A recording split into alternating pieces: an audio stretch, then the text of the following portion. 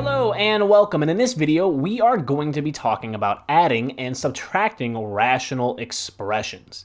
Now, disclaimer, this is actually a fairly challenging topic. It's something that a lot of people tend to struggle in because what it actually is adding and subtracting fractions. Now, I know when you were first taught how to add and subtract fractions that you had to find a least common denominator, right? But how do we do that?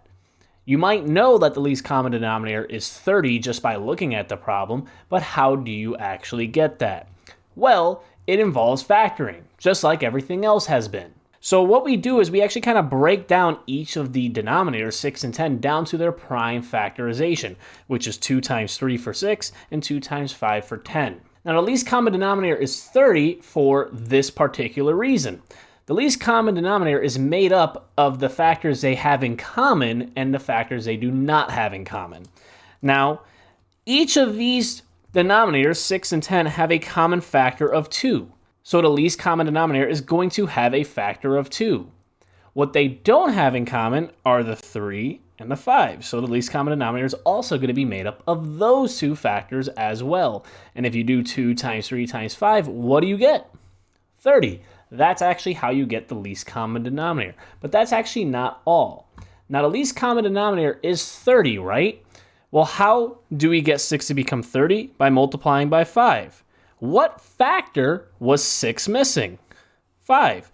Notice that 6 was made up of the 2 and the 3, but it was missing the factor of 5. So that's actually why you're multiplying by 5 over 5 over there. And then what do we need to multiply 10 by to become 30? 3.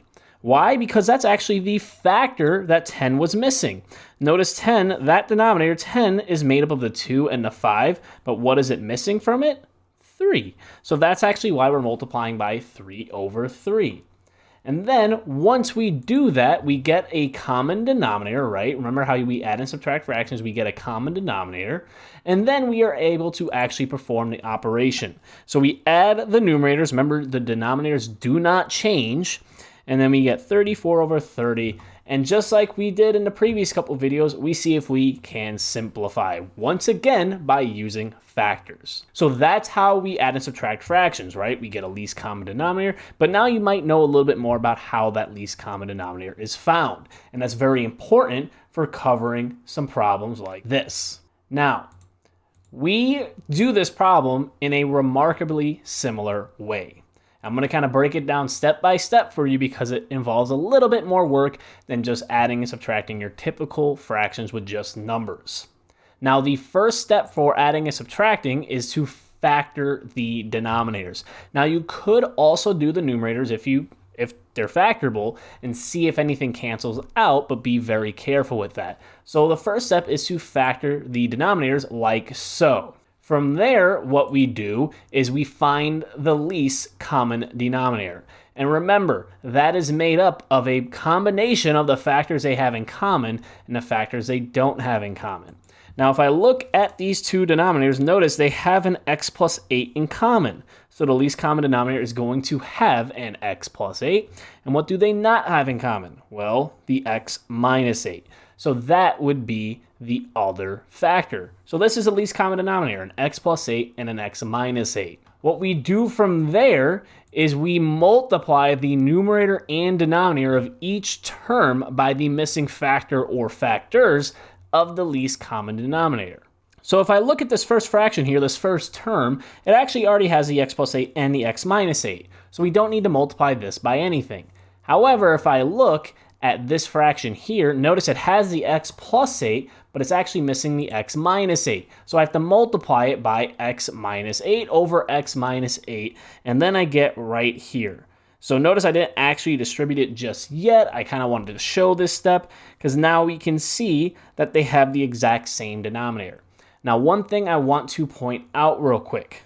Do not cancel out these x minus 8s because then guess what? You're right back here. And you're going to be kind of stuck in this endless loop that you can't get out of. So now, once you have a common denominator, like we have here, both fractions have a denominator of x plus 8, x minus 8, we're actually going to perform that operation and simplify. And this problem is telling us to subtract, so we're going to go ahead and subtract. So to do that, I'm able to put everything over one denominator. So notice 2x plus 5 minus 2 times x minus 8 all over our common denominator of x minus 8.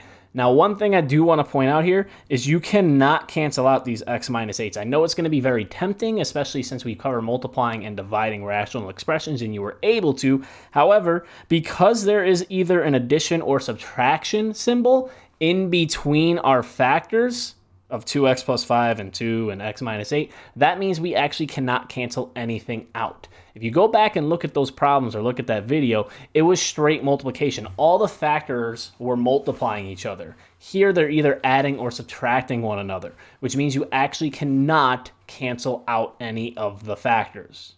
So from here, we just have to go ahead and actually subtract and simplify. So I'm going to go ahead and distribute that negative 2 to x minus 8 to get negative 2x plus 16.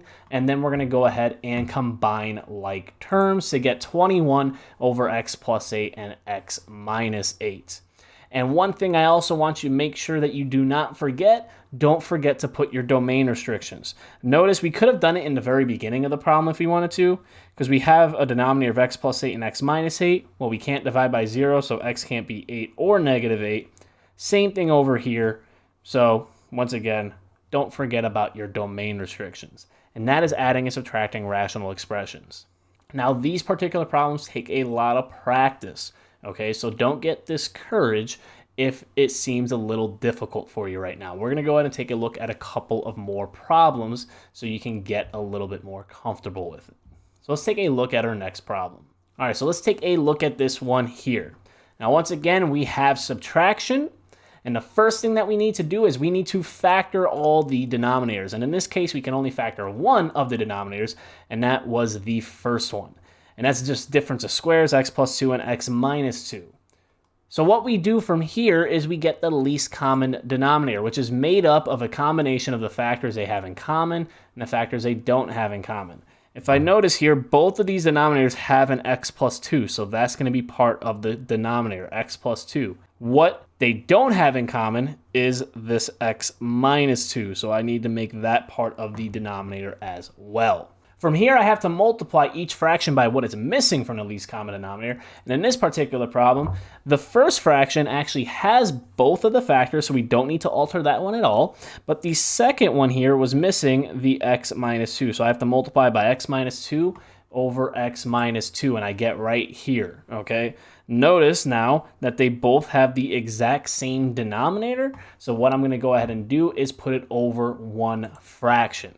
So I have 2x squared minus 16 minus that x plus 4 times x minus 2. So notice I put it all over one denominator.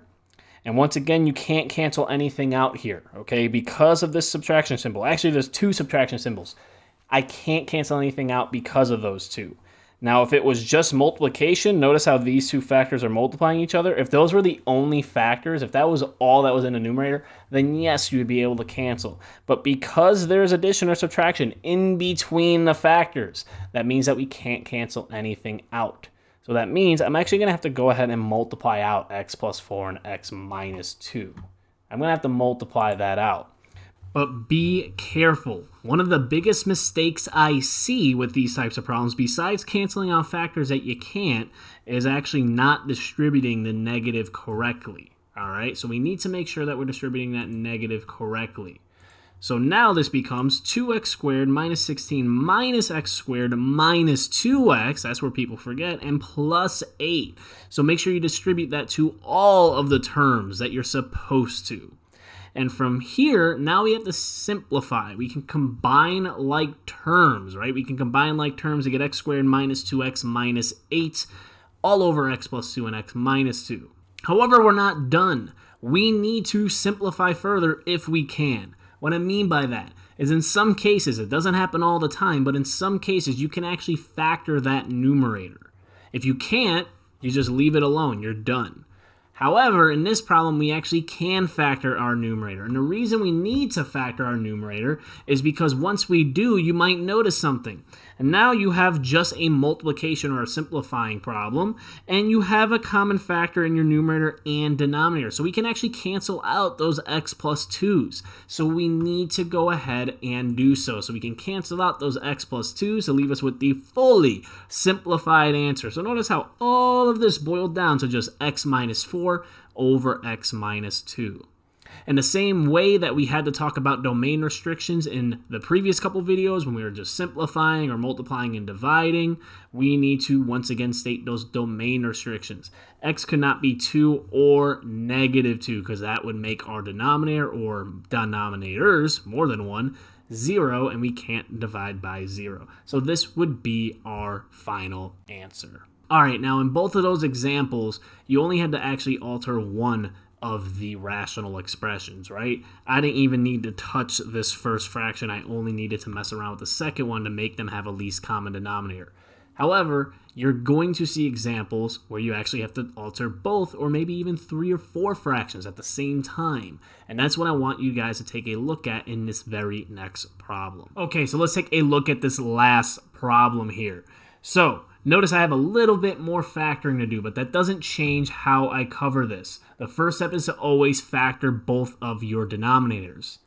And then from there, we have to find out what our least common denominator is. Now, this one's going to be a little bit trickier. It's always a combination of the factors you have in common and what you don't have in common. Well, if we look, both of these denominators actually have one factor of x plus 3 in common. Notice both of them have one x plus 3 in common. So that's going to be part of our least common denominator. However, notice the second fraction here has another x plus 3 that this one does not have. So that's why we actually need a second x plus 3 factor. And then this first fraction here has a factor of x minus 3 in its denominator that the second fraction does not have. So that needs to be part of our least common denominator as well. Now, from there, we go ahead, remember, and multiply each fraction by the factor or factors it is missing. This first fraction didn't have the second x plus 3. So we have to multiply by x plus 3 over x plus 3. And our second fraction here was missing the x minus 3. So that's why we have to multiply by the x minus 3 over x minus 3. And now, once we actually go ahead and multiply each of those fractions by its missing factor, notice now that it has now a common denominator. 2x plus 3's and an x minus 3. Now from here, we're going to have to write this as one big fraction, but we're also going to have to multiply out and distribute. I need to distribute the x to this x plus 3, and I actually need to distribute this x plus 1 to the x minus 3. So that gets us to this big fraction here, x squared plus 3x plus x squared minus 2x minus 3. And notice that this was addition and not subtraction. We had addition but not subtraction. So we didn't have to worry about distributing a negative anywhere, okay? That makes this problem a little bit easier. If there was subtraction, make sure you distribute that negative correctly. From here, we just need to simplify a little bit further. So we need to go ahead and combine like terms and get 2x squared plus x minus 3 all over. And you might have noticed I wrote 2x plus 3's kind of throughout the problem here, and then I changed it to x plus 3 quantity squared. That's just a cleaner way to write 2x plus 3's multiplying each other. X plus 3 quantity squared, as you should remember, is the exact same thing. And to be honest with you, we normally write it like that. We don't kind of write it out with 2 shown. Now from here, we have to see if we can simplify further. See if you can factor. If you can't factor, you're done. Just state your domain restrictions and be done with it, okay? However, this one is factorable. Like I said, it's not always going to be factorable, but this one is factorable. So we have to factor that numerator to 2x plus 3 and x minus 1. Now we have to see if we can cancel out any common factors, and we actually can't. So you might think that's a waste, but once we get to graphing rational functions, both of those factors in the numerator are actually going to represent key features of the graph. So although we couldn't cancel anything, once we graph functions such as these, it's going to really connect and make sense. But since nothing canceled out, I have to state my domain restrictions. I can't be 3 or -3, or x can't be 3 and -3, right? Because it would make our denominators equal to 0, and that would be our final answer. And that is adding and subtracting rational expressions. Now, this stuff can be pretty challenging. It takes a lot of practice, okay? So if there's any questions, please feel free to reach out and let me know. I hope this video was helpful, but if there's any questions, reach out and let me know. Otherwise, I look forward to seeing you guys in the next video.